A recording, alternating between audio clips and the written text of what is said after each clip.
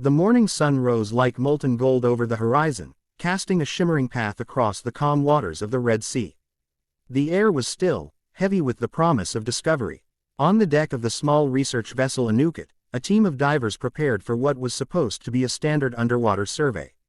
Among them stood Layla Nasser, Egypt's youngest marine archaeologist, brilliant yet haunted by a lifelong obsession.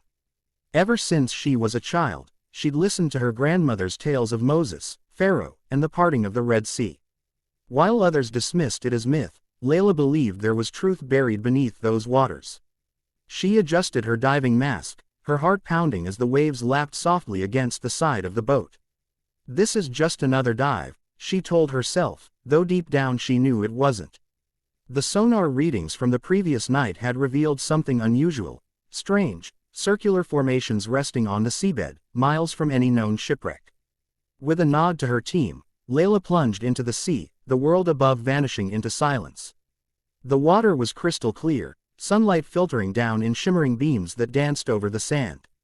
As she swam deeper, her flashlight cut through the blue haze, and then she saw it. A faint golden gleam flickered beneath a thin layer of coral.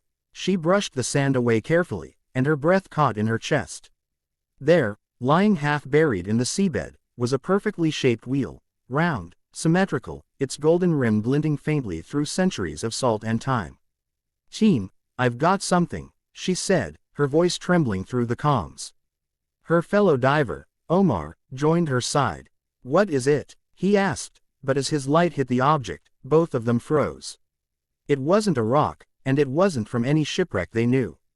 The wheel had 6 spokes, the same design seen in carvings of Egyptian war chariots. Around it lay twisted fragments of metal, splintered wood, and bones turned pale by the sea. The silence was deafening. Every instinct told Layla that she was looking at something impossible, a piece of history that shouldn't exist here, not after 3,000 years. Her voice quivered as she whispered, "Could this be Pharaoh's army?" And as she looked around, she noticed more wheels, more remnants, spread across the seabed as if frozen mid-pursuit. The story her grandmother told her was no longer legend. It was lying before her, preserved by the very waters that once swallowed it whole. The world above the waves erupted with disbelief when Layla and her team surfaced, hauling up images and fragments that defied everything historians thought they knew. The satellite phone rang non-stop. News channels demanded interviews, religious scholars requested proof, and Egypt's Department of Antiquities sent military escorts to secure the site. But amid the chaos, Layla remained silent, staring out across the rippling waters where the horizon met eternity. She felt small, not victorious, but humbled, as if she had trespassed on something sacred, something the sea itself had guarded for millennia. Over the next week, divers continued to retrieve artifacts. Some were small, bronze shards, splinters of chariot wood turned fragile by time, but others were astonishing. They uncovered multiple wheels, all golden rimmed, matching the style of the royal chariots used exclusively by Egyptian nobility. And then came the most shocking discovery, a wheel hub engraved with hieroglyphs that translated to Ra's chosen, Ramses the Great. The symbol of Pharaoh himself. The markings were unmistakable, the insignia of Egypt's most powerful ruler, the very one who, according to the Book of Exodus, defied the will of God. When the news broke, the world was divided. Archaeologists debated the authenticity. Skeptics called it coincidence, saying the artifacts could have drifted there over centuries.